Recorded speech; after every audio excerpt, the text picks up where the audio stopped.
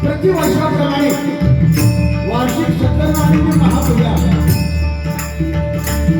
आणि त्यानिमित्तानं आजचा हा पवित्र दिवस 26 जानेवारी आपल्या भारत देशाचा प्रजासत्ताक दिन आणि अशा या पवित्र दिवशी या ठिकाणी आमने सामने दौडचा जंगी सामना आयोजित केलेला आहे। या सामन्यासाठी आम्हा 2 दिवसांची निवड करण्यात आली। मी स्वतः विनोद चव्हाण गाव माझ्या भोगे भरणी आमचा पुराण जिल्हा सिंधुदुर्ग आणि माझ्या कविला असणारा आजच्या रात्री पुढे प्रतिस्पर्धी सन्माननीय माझे मित्र सुप्रसिद्ध भजनकार श्रीमान संदीप लोकेवा जिल्हा तालुका देवगड जिल्हा सिंधुदुर्ग या दोन्ही पण या ठिकाणी आमंत्रित करतो। परमेश्वराचं भजन आणि मनोरंजन या उद्याच्या हेतूने आम्हा दोन्ही पण या ठिकाणी पाचारण केलेलं आहे। प्रथमतः देवगड आगारातील सर्व कर्मचारी आणि सर्व आयोजकांना मनापासून नमस्कार करतो, मनापासून धन्यवाद देतो। अनेक नामवंत भजनवा आणि गायक कलाकार या ठिकाणी उपस्थित आहेत। या सर्वांच्या चरणाशी नमस्कार करतो। महाराष्ट्राचा देव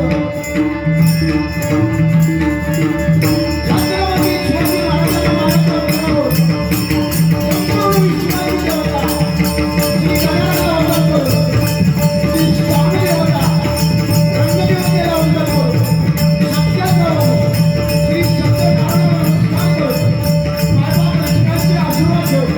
माझे गुरुस्वामी भजनवर्षी चिंतामणी व प्राप्तार भजनवर्षी जीवनकविंद यांच्या स्मृती अभिवादन करू, मायबाप रचनाचे आशीर्वाद घेऊ। या ठिकाणी आमने सामने डबलबाई म्हणण्याला सुरुवात करतो। जय हिंद, जय महाराष्ट्र।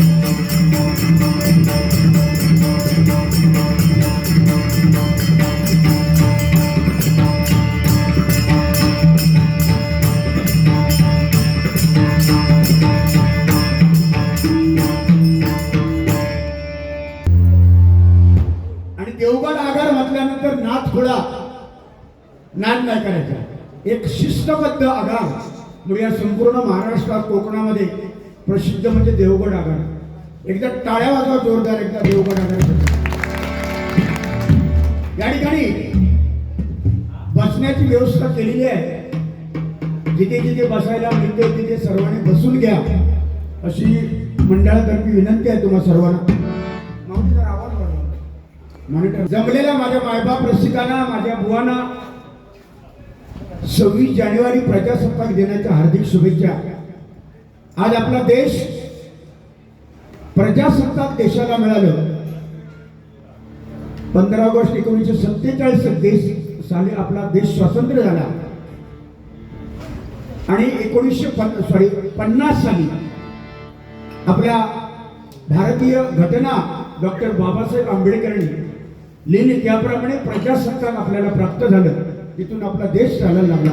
म्हणून प्रजासत्ताक दिनाच्या हार्दिक शुभेच्छा. आणि आज एवढा औचित्य आहे की बुवा वंदे मातरम हे गाणं भारत देशाचं राष्ट्रगीत याला सुद्धा 150 वर्ष पूर्ण झाली. एकदा टाळ्या वाजवा.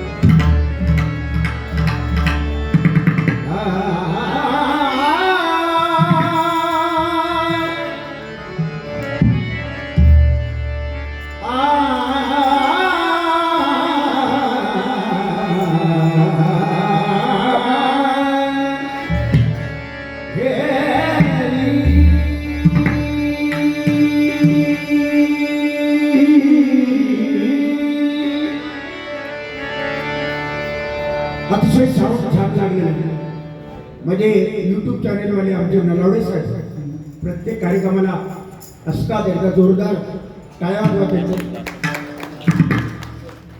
रासम साहेब नलावडे काल होते. नलावडे आमचे रासम साहेब हे नेहमी चांगल्या प्रकारचं यूट्यूब चॅनल त्यांचं चालतं आणि चांगलं आहे ते दाखवतात. काय होते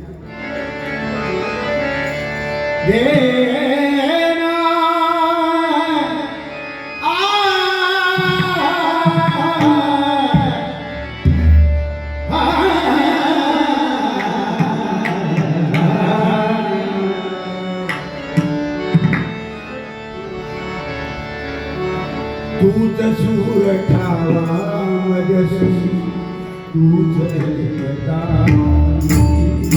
तूच सूर ठावा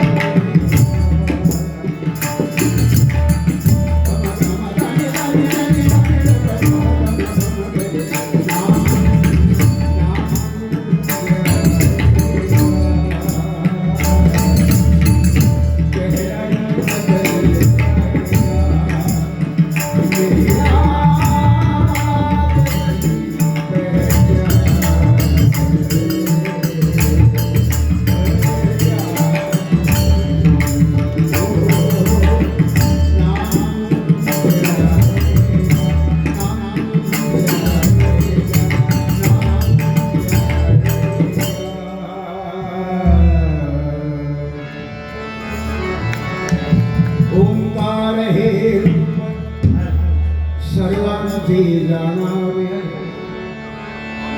ओंकार हे रूप सर्वांचे जाणावे जे तुम्ही पहावे वेद शास्त्र कुणी पहावे वेदशास्त्र नमन करावे कुलदैवतांशी नमन करावे कुलदैवतांसी नमन करावे कुलदैवतांशी नमन करावे कुलदैवतांसी माता पितरांशी सर्व भावे माता पितरांसी सर्व भावे मस्तक ठेवावे संतांची हे चरणी मस्तक ठेवावे संतांची हे करणी सदा वसोवा शिवनाम सदा वसवामी शिवनाम शिवनाम शिवनाम शिवनाम शिवनाम शिवनाम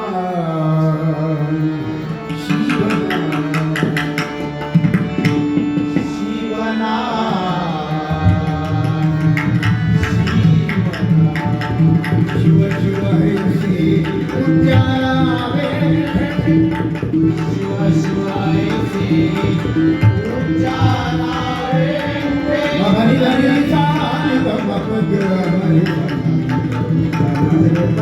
शिव शिव हे श्री उद्यानावे शिव शिवायचे उच्चारावे जन्म मरण दुःखे नाशकानी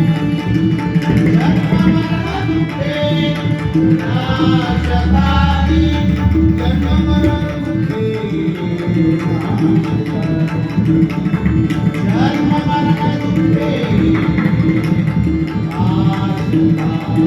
पुंडरीक वरदे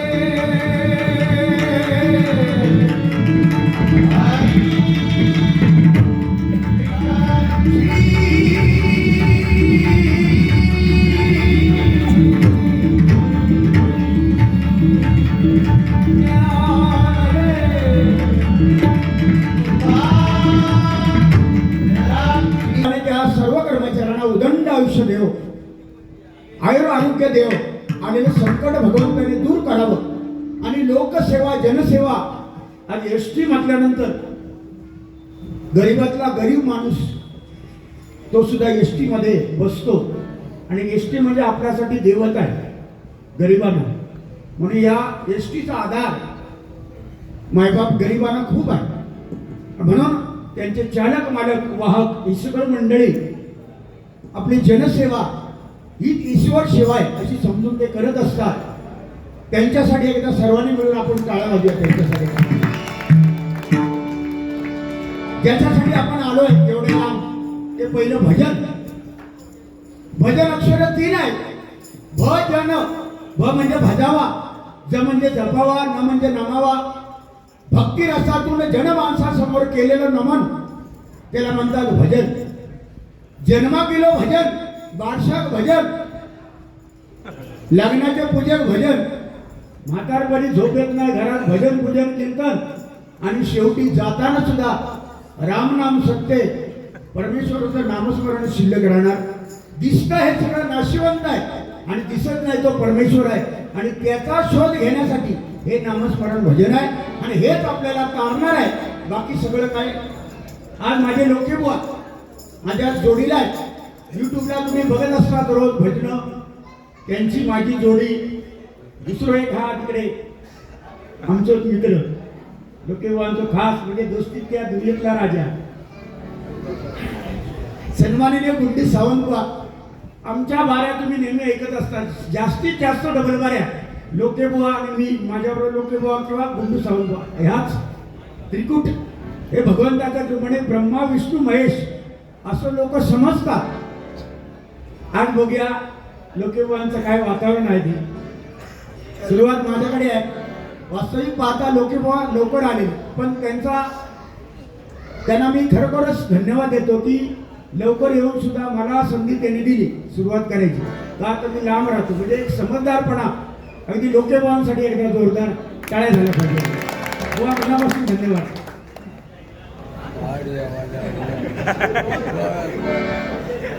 काय माहिती आहे हॅलो जरा मोठे आवाज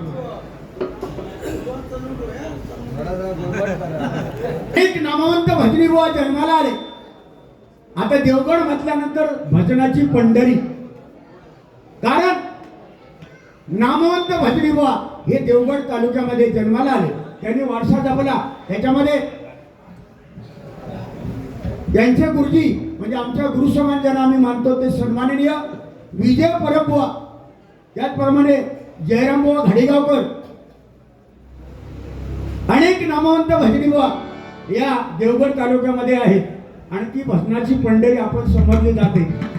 जसं आमच्याकडे कुडा आहे बुवा बरोबर ना, तसं इकडे देवगड अनेक नामवंत भजनी बुवा या ठिकाणी परंपरा जपतायत. आणि ही परंपरा आपल्याला जपायची आहे म्हणून सुरुवात माझ्याकडे आहे. नंतर लोकेबुवांकडे गजराच्या माध्यमातून 100% तुम्हाला हवं ते मनोरंजन मिळणार.